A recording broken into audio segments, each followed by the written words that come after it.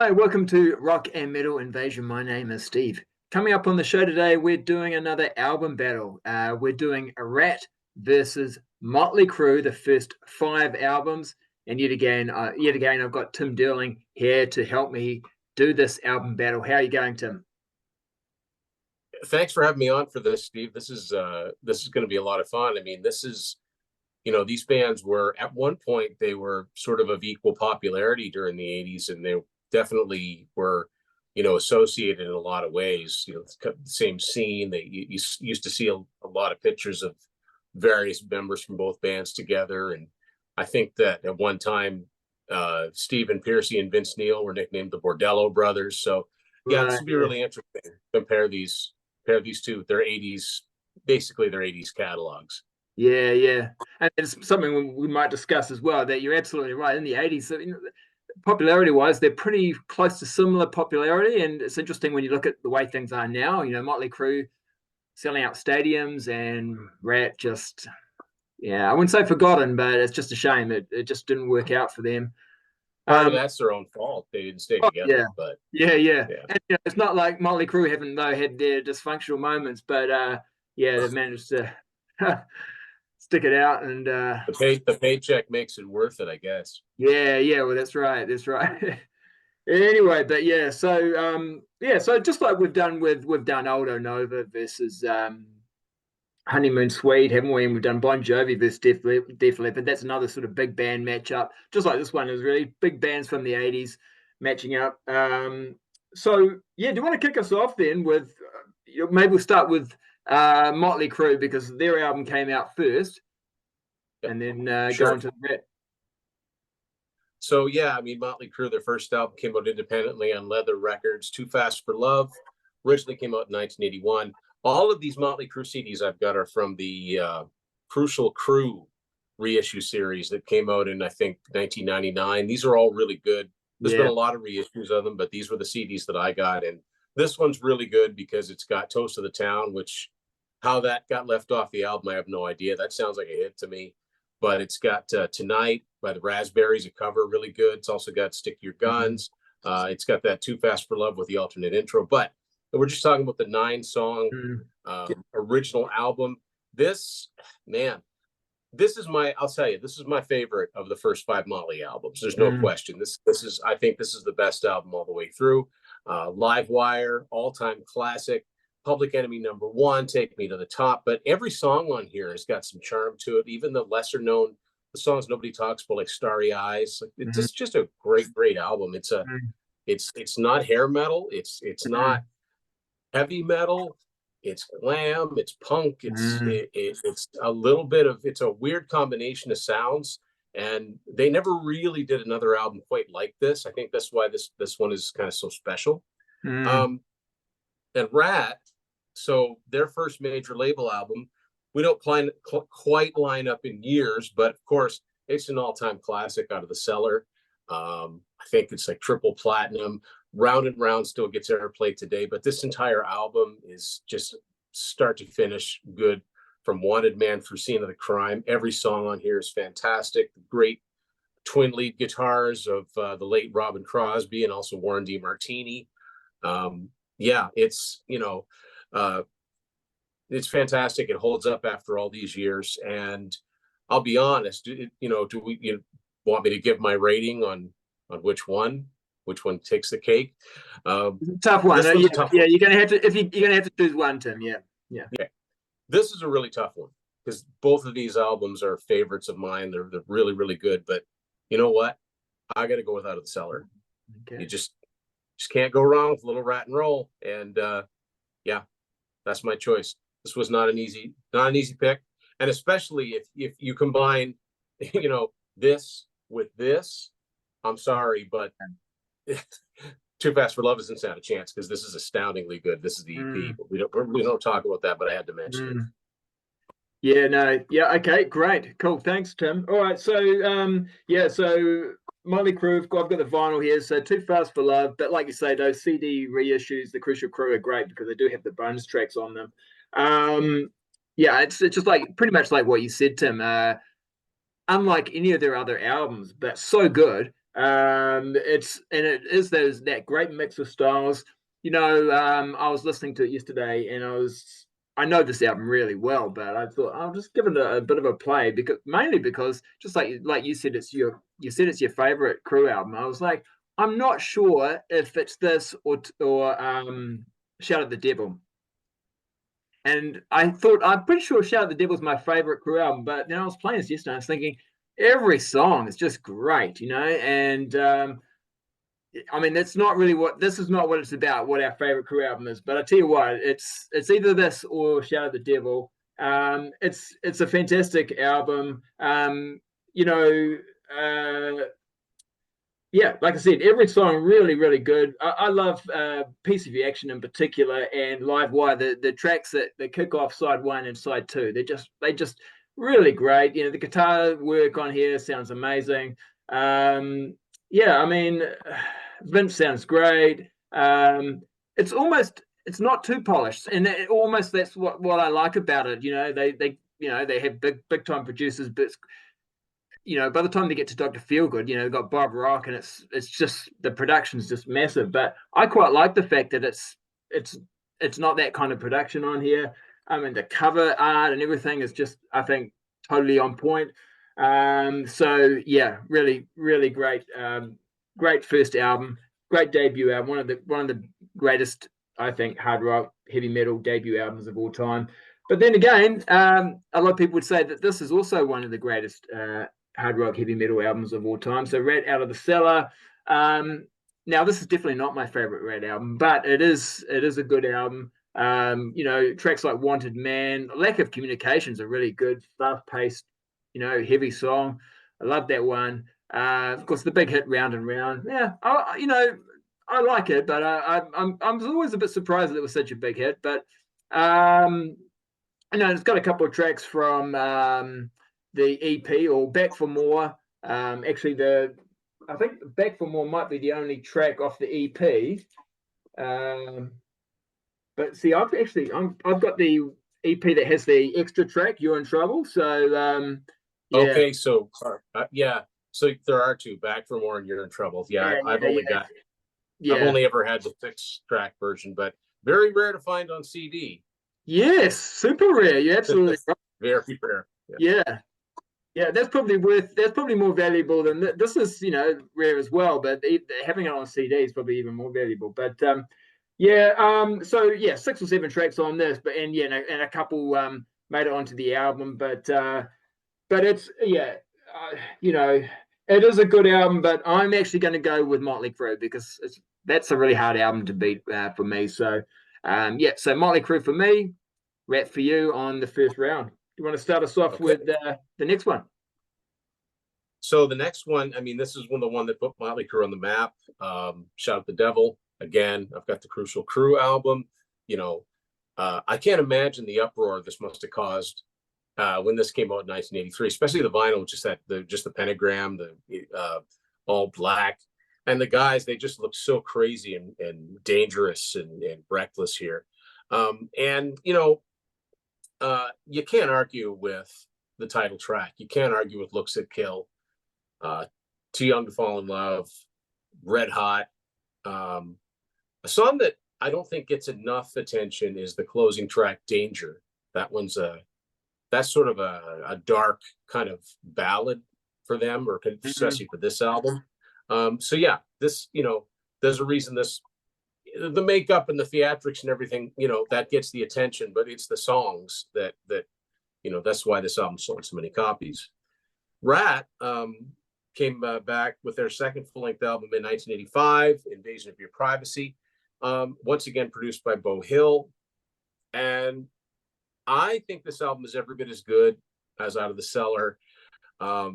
It's got some heavy riffs on it, like You're in Love and Lay It Down, which is, it wasn't a big hit in the States. It actually peaked at number 40, but I'm surprised it got enough airplay to hit number 40. That's a heavy song. I love the riff to it. I love the syncopation in it. I love Never Use Love, Got Me on the Line, Dangerous But Worth the Risk. To me, this is just another consistently good Ratt album, and this could be surprising people, but I'm actually going to go with Invasion as my favorite of the two. All right. Fantastic. Okay, thanks, Tim. So yeah, Motley Crue, this is their second album. So now, yeah, they're, Elektra, reissued their debut album, but this is their sort of, major label sort of debut. And Tom Werman comes in to produce, and yeah, it's just fantastic. For this, I think this came out in '83. And yeah, it's a real game changer. I mean, a lot of people say Motley Crue sort of like the fathers of hair metal. So, and a lot of people would say hair metal sort of starts around '83. Quite right. And Yeah. and this album coming out, they've changed their image a bit here. Now it's kind of like apocalyptic, kind of, I don't know, Mad Max kind of. That was the kind There of was a that was there was thing. a lot of that, Yeah. wasn't there, at the time? There was a lot of videos that were sort of that influenced by Mad Max. If you think of Kiss, Lick It Up, Yeah, All exactly. Hell's Breaking Loose, like they were all in this sort of wasteland kind of thing, right? Yeah, they were. And yeah, so there's lots of album covers where around this '83, '84 time, you look at the band and they're all just sort of dressed like this. Maybe they all went to the same stylist or something, I don't know. But Yeah, I bet you they did if you yeah, read the credits. yeah. But yeah, just I really like the imagery. Actually, my copy, I used to have a copy that was a gatefold. This is not a gatefold.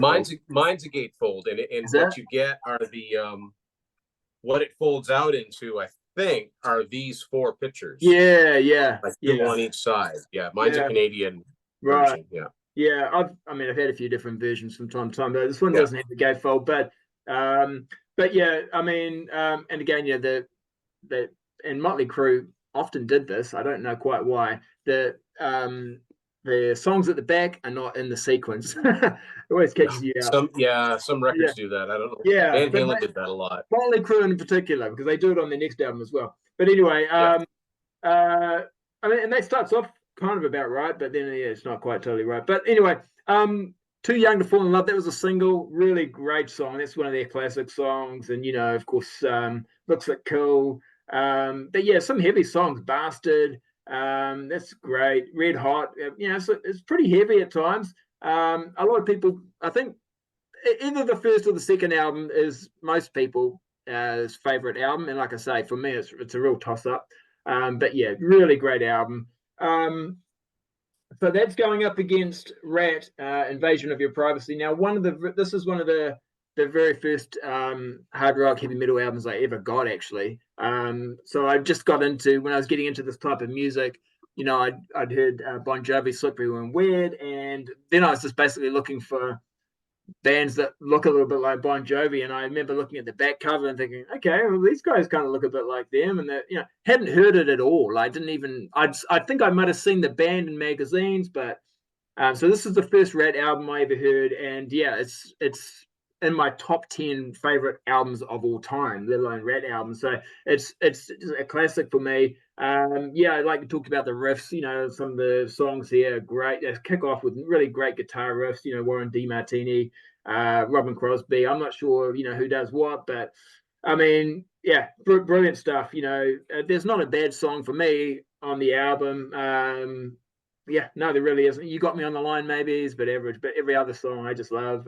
Close to My Heart's probably the closest they got to a ballad, but it's still not really. Yeah, it's not really. Piercy really wasn't a ballad type singer, but that's okay. Oh yeah, I think people kind of appreciated that. That maybe because of his vocals, I'm not sure, or that was just the way that they wanted to be. But all the other bands were always had at least one ballad. But yeah, Ratt, as we'll find out when we go sort of through their albums, not really a lot of slower. A couple of mid-tempo ones, I guess. But yeah, so but yeah, I mean, just filled with great tracks. And I hear Stephen Pearcy's going to be touring next year, and he's going to, because it's the 40th anniversary, he's going to be playing the whole album in its entirety. So yeah, I mean, I wouldn't mind seeing that. But yeah, so and it did well too. I mean, I think this one perhaps not quite as well as the previous album. I think it eventually went double platinum. Whereas Out of the Cellar was triple platinum. Yeah. So still pretty good. But yeah, so I love Shout at the Devil, but I'm going with Rat for this one. So there we go. Okay, so we're the same on that one. Yeah. Okay, so that takes us up to 1985, and was released. I think it was released in May of 1985. Motley Crue's Theater of Pain, and this again is the Crucial Crew reissued version. There really isn't anything extra on this one other than alternate mixes of some of the songs. Like for instance, there's a version of Smoking in the Boys Room without the harmonica, which is kind of funny. But actually, Smoking in the Boys Room is the first song I ever heard from Motley Crue. I'd heard of them. I'd seen these pictures of this wild, crazy band, and I wasn't into this type of music in 1985. I was more, I didn't get much heavier than Bryan Adams or Journey, and I still like them. But I remember hearing Smoking in the Boys Room. That was their first big hit. I didn't know it was a cover. I mean, I had no idea it was a cover at the time. It was years before I actually heard the original Brownsville Station version, and really the crew didn't do much to the song. It's a pretty faithful rendition of it. I have to say though that this album, and I'm not saying anything that hasn't been said many times before, this one has just some really, really bad songs on it. I mean, I think the worst one for me is it's either Raise Your Hands to Rock or Save Our Souls. I don't care for either of those songs, not one bit. What I do like on here, I mean, it's been played a lot, but Home Sweet Home is a classic 80s ballad. What's interesting about that song is, it was a popular song. It was so popular that MTV had to introduce a rule saying that a song couldn't be at the top of the Dial MTV countdown for more than, I don't know how many weeks, because the fans just kept calling and keeping it up there. I like Louder Than Hell, which actually appears on the Shout at the Devil reissue as Hotter Than Hell. Yeah. They just changed that one word. City Boy Blues, the opener, is really good. That's a song that doesn't really get a lot of attention. And I kind of like Tonight We Need a Lover and Fight for Your Rights. Other than that, I don't really care for this album at all, which probably should let you know where I'm going with this. Because I've been on the contrarians calling this my favorite Ratt album. Right. And I still stand by that. I think Dancing Undercover is underrated. It did go platinum. It didn't really have any big singles, although it had 3 videos, Dance, Slip of the Lip, and Body Talk. But this whole album, I think, is really good. Drive Me Crazy, Looking for Love, Take a Chance. It's just, I think Ratt were just incredibly consistent. They just didn't really phone in they never phoned it in. They never really did a bad album. And they never, some bands can expand and change their sound and get away with it, and some bands can't. But Ratt just kind of knew what they were really good at and stayed in their lane. And I think that's one of the reasons why their albums have held up so well. So obviously, this is my favorite out of these two. Okay. Yeah, no, absolutely makes sense if that's your favorite Ratt album. Yeah, interesting. Cool. All right. So, first up, Motley Crue. So, 1985. I think this comes out. At the time too. Vince is in a lot of trouble after this car accident, and he's close to going to jail. Lucky he doesn't go to jail, or maybe does a very short jail time. But either way, things weren't looking good, and I think that they were possibly thinking about perhaps having to get a replacement vocalist. But they put this album out, and they're partying probably pretty hard at this point. And I know this album gets a lot of does get critiqued quite a bit. But I actually really like this album. This is the first Motley Crue album I heard. Again, so maybe it's that first time kind of thing. The first album you hear has a lot to do, really, because you got no expectations or anything like that, So, maybe if I'd heard the first 2 Motley Crue albums beforehand, and then I'd be comparing it to them, I might think, it's not as good, But for songs like Louder Than Hell and Keep Your Eye on the Money are still songs I enjoy playing. And I actually quite like the second half of the album. I know you're not a big fan of Save Our Souls and Raise Your Hands to Rock. I quite like those songs, and I quite like you did say you liked Tonight We Need a Lover. I really like that. Fight for Your Rights. I like. I'm not a big fan of Smoking in the Boys' Room, and yeah, Home Sweet Home, whatever. But it was a big hit for them. Yeah, I mean the album went like 4 times platinum.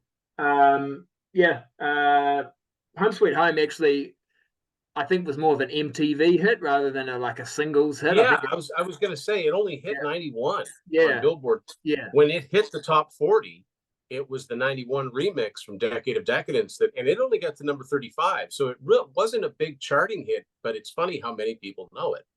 yeah, yeah, yeah. And so it's just one of those things where, especially I think bands like Motley Crue, they had album success not really from singles. They're not really a big singles band. Yeah. They got MTV play, and there's people who like this type of music, and they were just like into it. So yeah, successful album for them, and yeah, I do enjoy that album. After Invasion of Your Privacy, high expectations for me with Dancing Undercover. So they changed the album out quite a bit here, just with the 5 guys there, the front, but usually they have like some model, Playboy model or something on the front cover. But yeah, Dance is what a great song to kick it off. I thought that's a strange song title for a hard rock band to have, dance. They're not dance, we're not a dance band, but anyway, but it's a good song. One Good Lover, I really love. That's one of my favorite Ratt songs. Drive Me Crazy is good. And then I got to be honest with you, after those first 3 songs, it's a bit, I'm not really feeling it so much. Body Talk's okay. I like how it sort of starts off. You think it's almost going to be like a mid-tempo, maybe even a ballad type song, and then the drums just like really kick in. It's actually like a real rock, hard, fast-paced rocker. So I think that was on I remember watching an Eddie Murphy movie. I think it might be Golden The Child. Golden Child. That's where I Yeah, first heard it. yeah, Yeah. yeah, yeah. And you're right. It starts off with those clean electric guitars, and then the double bass drums kick, and you're like, "Whoa, I wasn't expecting Yeah, that." yeah, yeah, yeah. I was thinking, okay, they're going to put a ballad on. Fair enough. It's into the inside one, put their ballad on, but no, and then Yeah. it's like, wow, it's one of the heaviest songs they've done. So, yeah, and I just find the second half, side 2, it's okay, but it's just like nothing really stands out. I think none of those songs I go, oh, I love that song. Yeah, Bo Hill, of course, doing his job with them again. I don't think they really particularly liked Bo Hill, but it was like No. they, but they could only get an album done if they worked with him. Yeah. Story goes is that they fired him every time. So he said, I made more money having to be hired back Yeah, than, yeah, really dysfunctional, right? Both these bands, yeah, very dysfunctional. yeah, yeah, yeah. Anyway, so I'm actually going to go with Motley Crue because I went on Peter Kerr's channel and tried to defend this album. It was difficult because there weren't a lot of fans, but I do like this album. So yeah, I'm going with Theatre of Pain.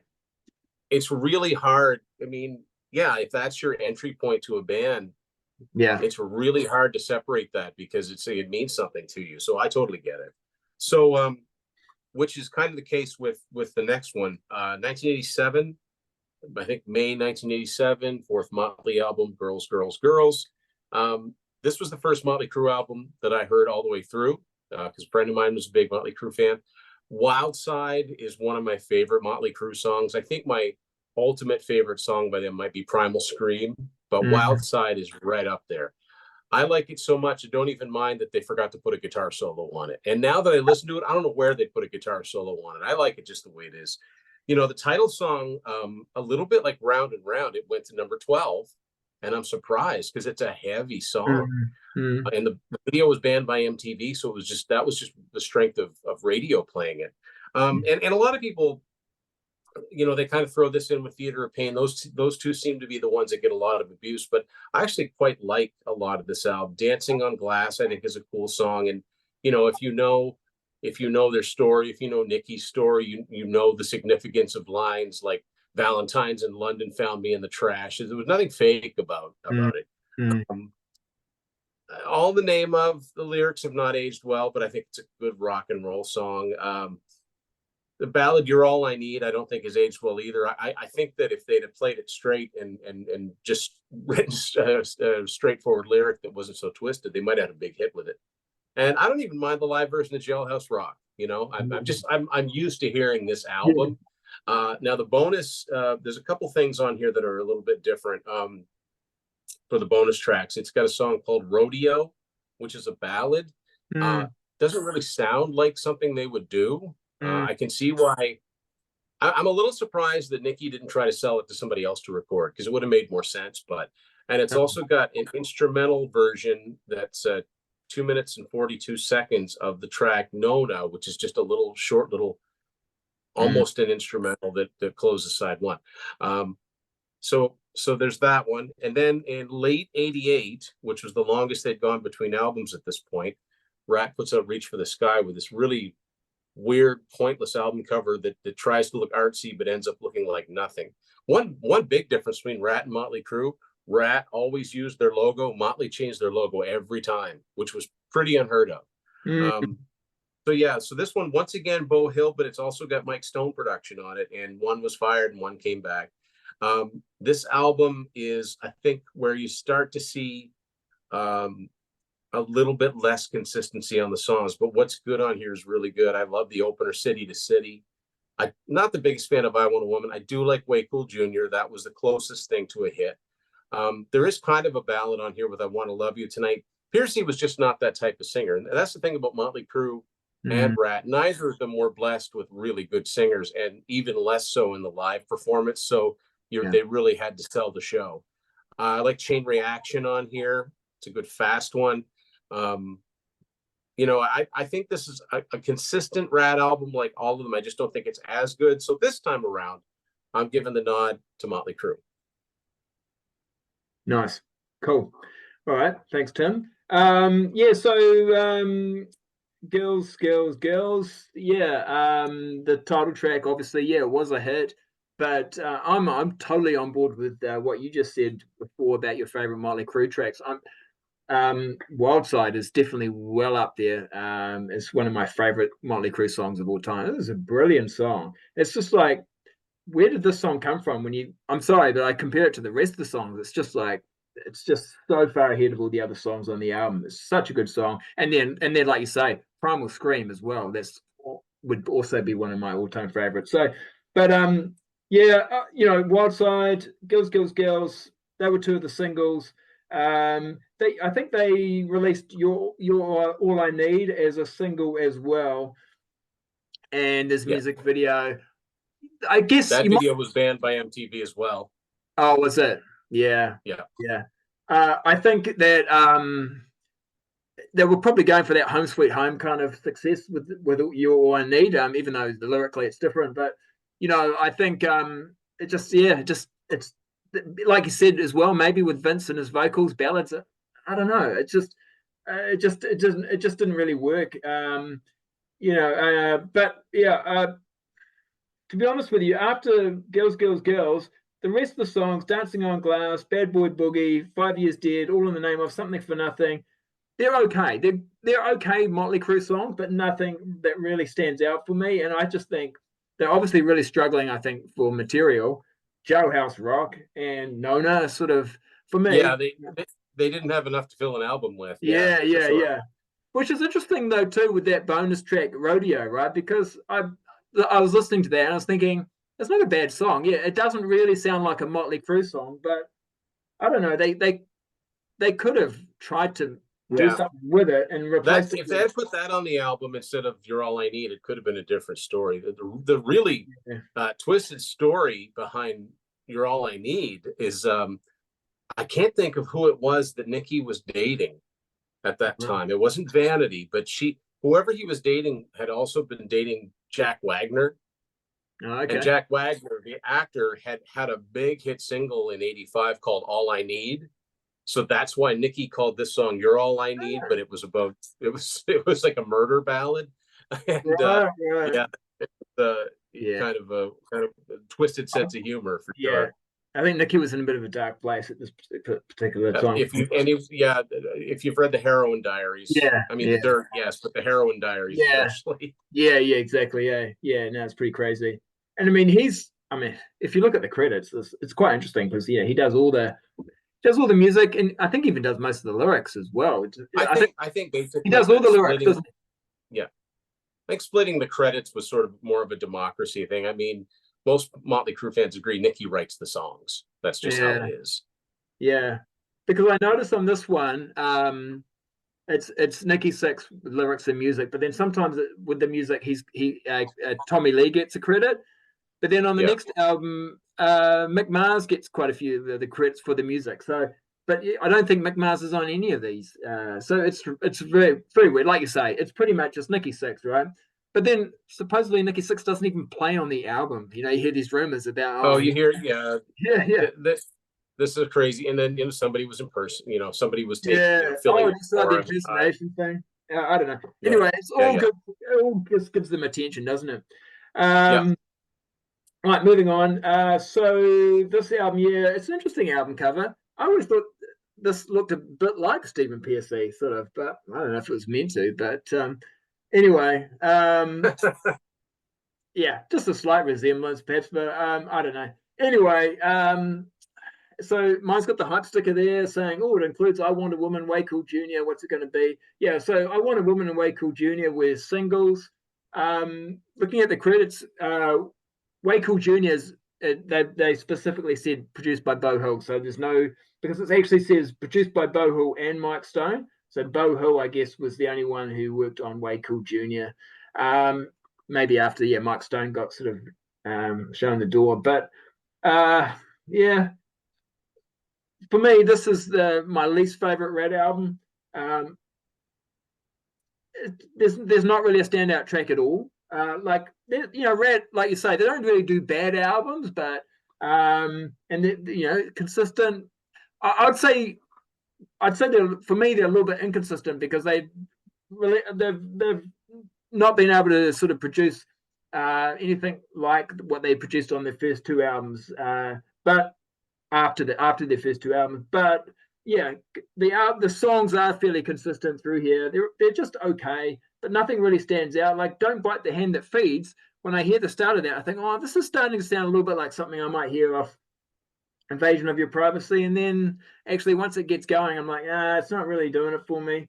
I think lyrically too, it's really struggling. I mean, I want to love you tonight. If you just listen to the lyric, I mean, I know it's hair metal. It's not supposed to be anything amazing lyrically, but gosh, it's just real lack of sort of effort seems to have been put into some of the lyrics here. I want a woman. I don't know. It's just very generic. Way Cool Junior's got horns in it, and that's always a big no for me. So yeah, so Motley Crue's going to win it. Girls wins that one for me. So just having a quick score check here. I've gone Motley Crue for the first one, then Ratt, and then I've gone Motley Crue, and then I've gone Motley Crue. So it's 3-1 for me to Motley Crue. And where are you at, I can see it the way around for me. Right. Yeah. Yeah. Okay, 3 for Ratt, 1 for Crue. Okay. So 1989, obviously, was a big year for Motley Crue. Their biggest selling album, 5 million sold, Dr. Feelgood. And, at this point, they were sober and clean. They got themselves cleaned up. And this came out in September. I think it was right at the beginning of the school year. I do remember that, hearing Dr. Feelgood on the radio. And that's, that's another one of my favorite Motley Crue songs that I can't get tired of, is the title song. It just rumbles. It's really heavy. And produced by Bob Rock for the first time. So it's got a really, really big, thunderous production.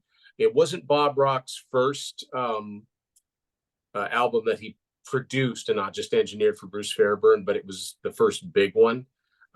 Well, no, because he'd already done Sonic Temple for the Cult. That was a big album. He produced the Blue Murder album, which is a great album, but it wasn't successful. So, hey, I'm wrong. He produced the first Kingdom Come album, and that was big too. But this was the first that sold a lot of copies, and that led to Metallica working with him and all of that.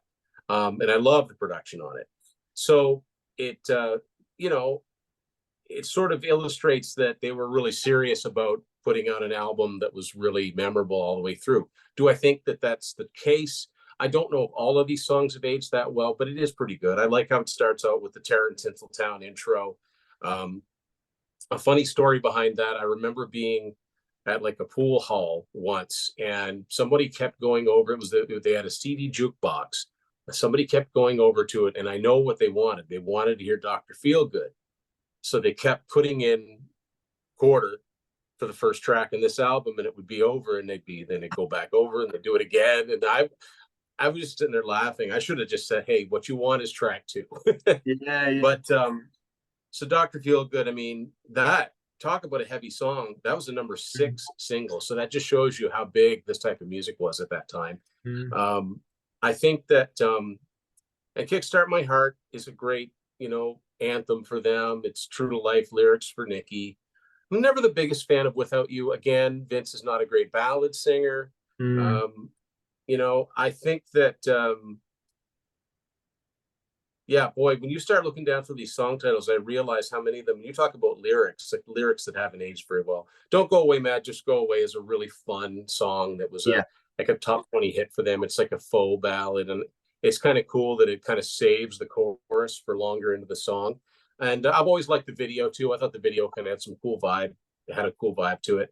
I mean, there's a lot of great riffs on this album. I think Sticky Sweet has a fantastic bluesy guitar riff from Mick, but lyrically, yeah, whatever. Slice of Your Pie is kind of cool because it's got Steven Tyler on that intro.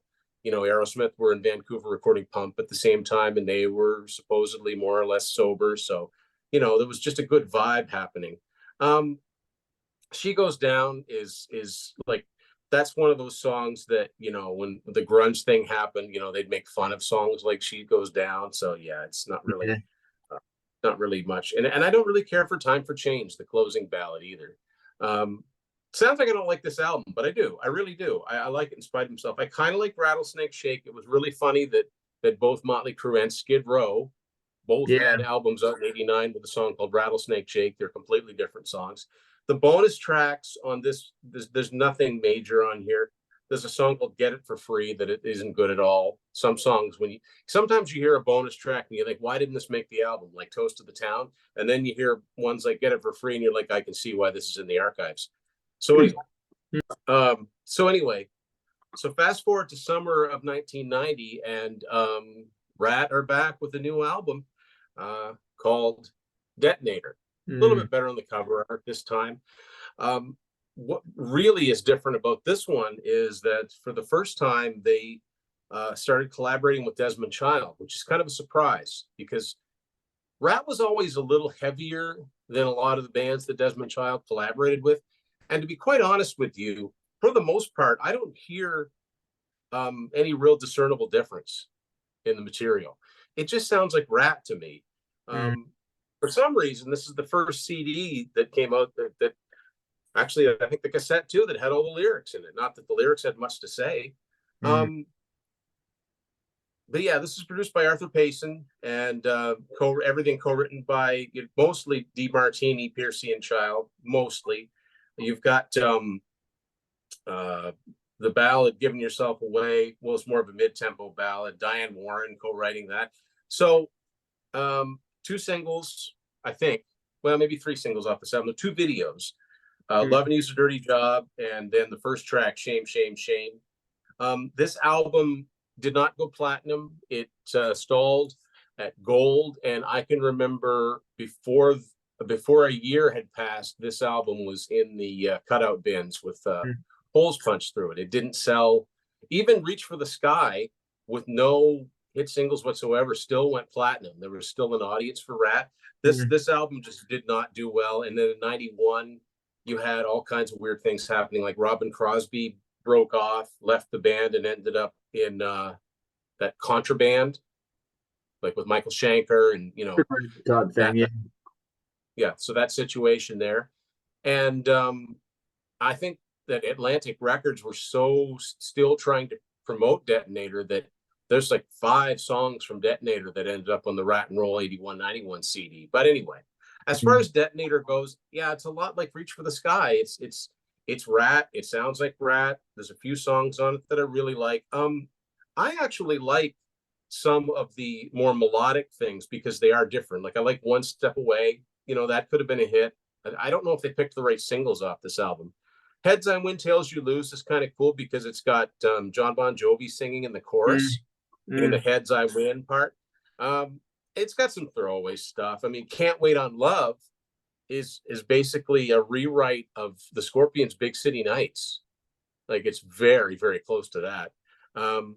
And the last song on this album, Top Secret, I prefer the version that came out on the 97 collage, which was like the unreleased stuff. I like that version better.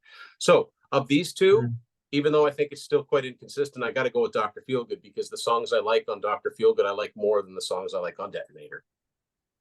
All right. Okay. So that's 3-2, though, still to Rat from your rankings. Okay, yeah, pretty close then, but still, yeah, okay, interesting. Okay, cool. Thanks, Tim.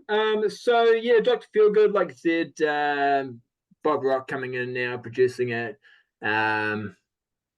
My copy has this. I'm not sure. Is this a hype sticker, or is this like a legitimate warning? It says this record contains material that may be offensive to someone out there. I kind of consider it more of a hype sticker, not like it's not a parental advisory, but that seems like a personalized one that they would have written. Yeah, exactly. Yeah. Almost makes you. It's almost like those parental advisory. Those things also were like hype stickers in a way, right? It was like, oh, I want to get it then. I'm not. Yeah. There was something about, oh, they don't want me to buy this. Yeah. Anyway, yeah. So, I mean, Dr. Feelgood, like you said, a successful single. That would also be one of my favorite Motley Crue songs, and it's just a good song. It's like when they get it together, they really come up with something I think it's original, but really good song. I like Same Old Situation. I think there was a music video for that one. I mean, it's probably a live video. Yeah, it was good. It was good. Yeah, it's a good song. I mean, there's quite a few singles I think from this album. I was like 4 or 5 times platinum. It's probably the most successful solo album. It was their single biggest selling album for sure. Yeah. They were massive, and actually, interesting thing too. Me being here in New Zealand, their previous albums, being maybe an American band, I don't know, that they were known and they were popular, but they weren't really being played on TV and mainstream TV or radio. But this one, they were just everywhere in the magazines, blowing up. So they became a household name in New Zealand with this album. Prior to that, they weren't. But yeah, and weirdly enough, I'm pretty sure they've never toured here, but they did tour Australia for some reason. We always get annoyed when they go to Australia and they don't come here, but they did tour Australia. And yeah, they're really big, and they've cleaned themselves up too. Like supposedly anyway. They're all clean. Well, they did, but I think by the end of this tour, that was out the window. Yeah.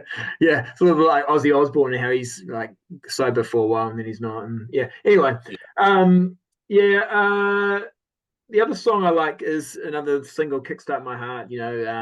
Sort of sounds like an engine revving. The way that the guitar started off on that, really good.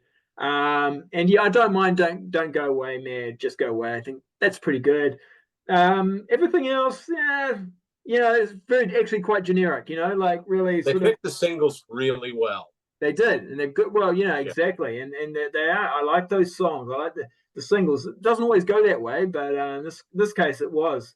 But yeah, just like you said, like the titles, the song titles, like so generic. "Without You," I mean, Bon Jovi's got a "Without You." Rattlesnake Shake, like you said, Skid Row's got one of those.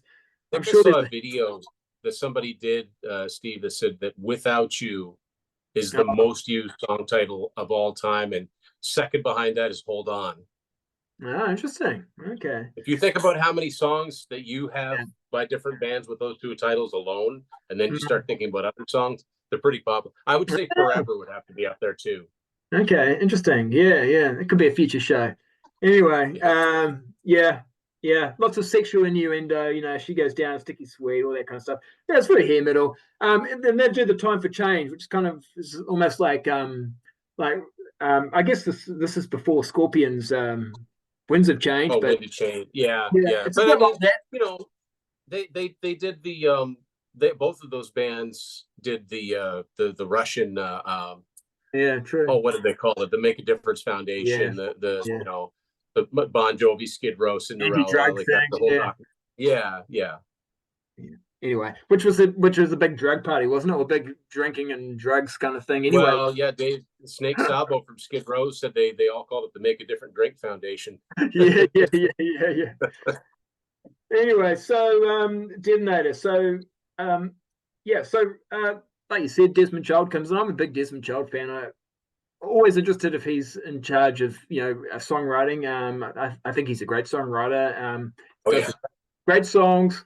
So matching him up with Rat, it's really interesting. But like you say, yeah, it doesn't sound like you can sometimes tell, oh yeah, Desmond Child. You Well, it can, doesn't sound like, when you hear Alice Cooper's Trash, yeah, that sounds like a Desmond Child album with Alice Cooper on vocals. I mm, like it, but yeah. it's you can tell the influence, right? You can.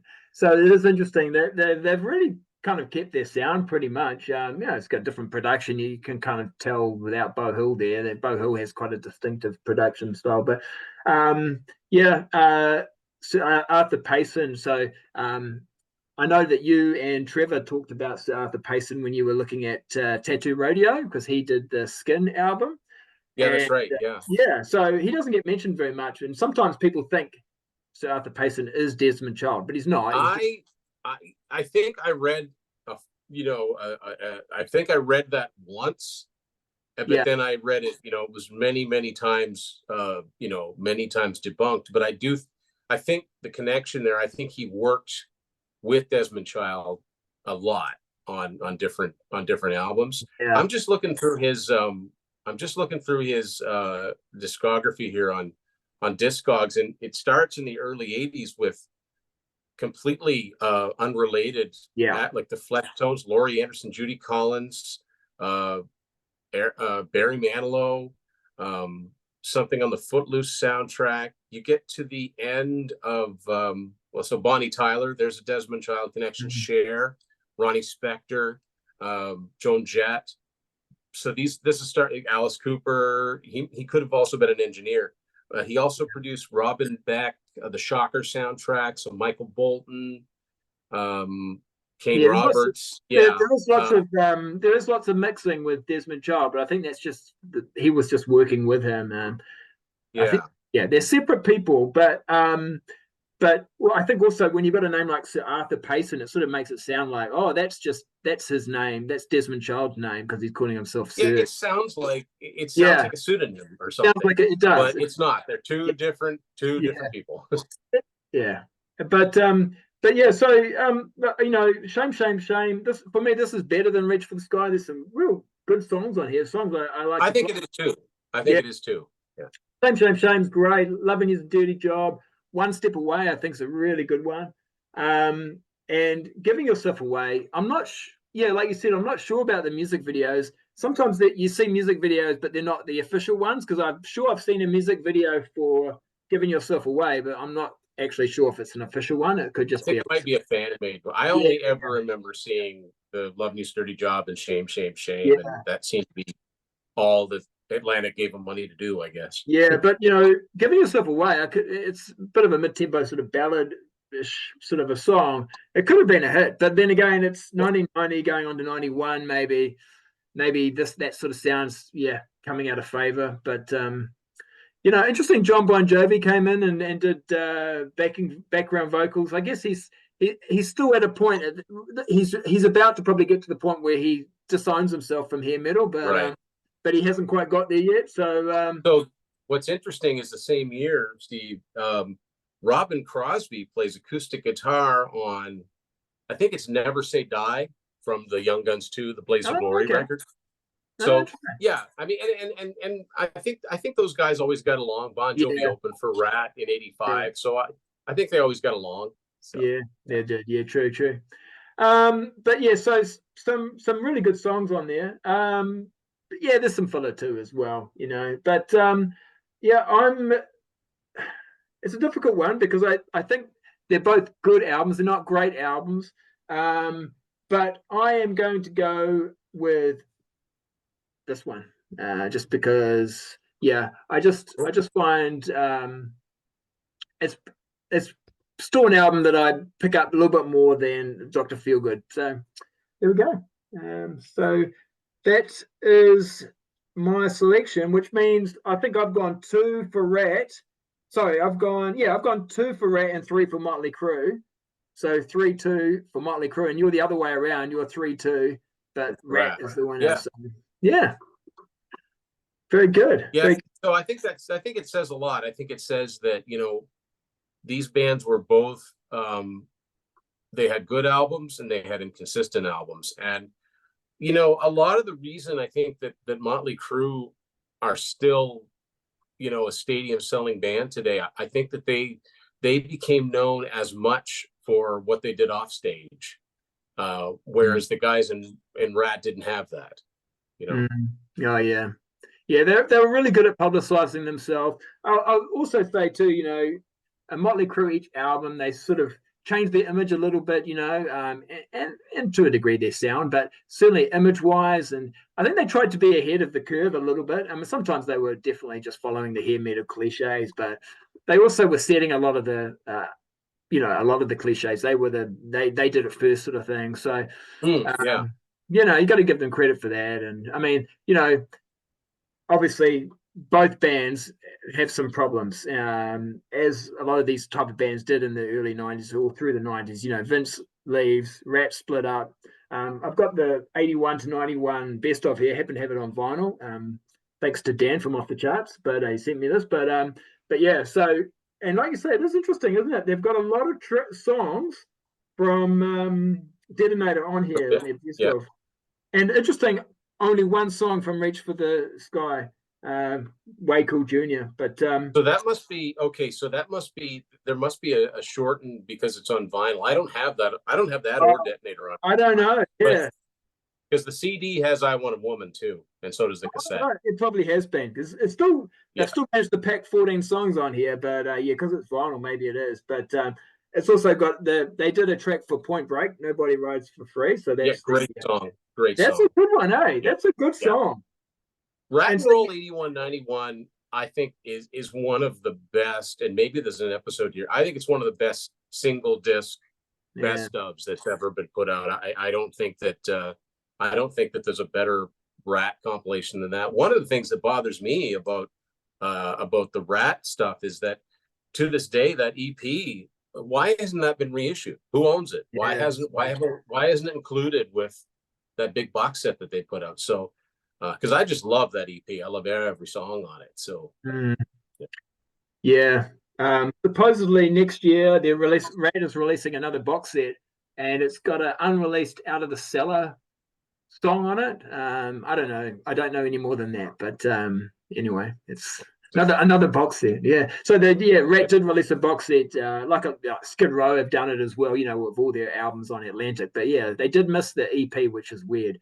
But yeah, and of course, Motley Crue did Decade of Decadence, so it's sort of a little bit like the 81 to 91. They both came out around the same time. Yeah.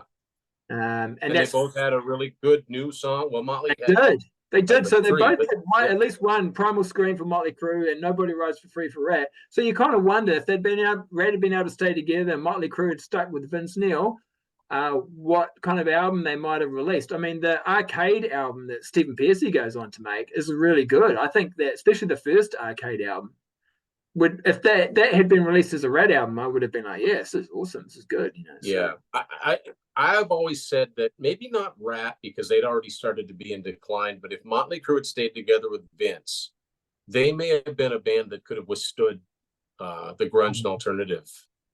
They might have been, because they were so big at that point. And if they'd have kept going in that Primal Scream direction, which was smarter lyrics, darker music, just really, really good hard rock. I'm actually a huge fan of the 1994 Motley Crue album with John Corabi, even though doesn't sound anything like Motley Crue. I really like that album, and I wonder if any of those songs could have worked with Vince on vocals, but we'll never know. But it's just interesting how. Yeah, but you like that album, but a lot of people didn't like it when it came out, or wasn't successful. And I think even a lot of people might like it now, but maybe at the time they were like, you know what I mean? Like, I know for me, when I got that 94 album, I was like, oh, this doesn't really sound like Motley Crue, but I do really like it now. It did take a while for me to kind of accept it. But also, think about Vince Neil. He released a solo album after he split up with Motley Crue, and it's total hair metal album. It didn't really do much. Didn't really do much. No, but 93 was you know, Yeah. It went gold, which is quite an achievement considering the time.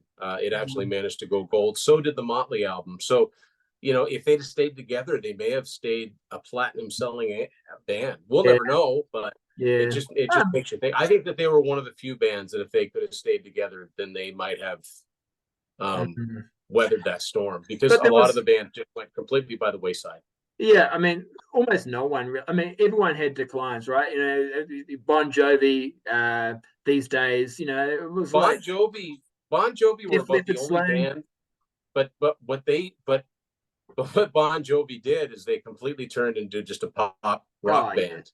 yeah, So they survived, but they yeah, were never the same yeah, musically. But yeah, but even Def Leppard, I mean, even Def Leppard got knocked down to just a yeah, gold status. yeah, So it was a bad time for this type of music. yeah, yeah, yeah, yeah. All right. Hey, well, thanks, Tim. That's been lots of fun, and there we go. So let us know in the comments what your favorite Motley Crue and Rat albums are from those first 5 albums. Who would be your winner on those album battles? It's a tight one. It's a close one. They're all good albums, all great albums. Some of them great, but yeah. So let us know. Hit the subscribe button if you haven't. If you enjoy this type of content, hit the thumbs up, and don't forget you can always catch Tim on his channel. Tim's Vinyl Confessions. And also, don't forget, he's got a new book out, haven't you, Tim? Yeah, it's my third book. Thanks, Steve. Kansas, Let It Be Your Guide to Kansas album review. A little bit different than the bands we're talking about right now, but yeah. But I've also got the Y&T book still out. That's more in tune with Motley Crue and Ratt. As a matter of fact, Motley Crue's first ever show was opening for Y&T in 1991 or 1981. Sorry. Yeah. Yeah. Yeah. Yeah. Cool. All right. Thanks, Tim. And thanks for watching. All right. We'll see you later. Bye.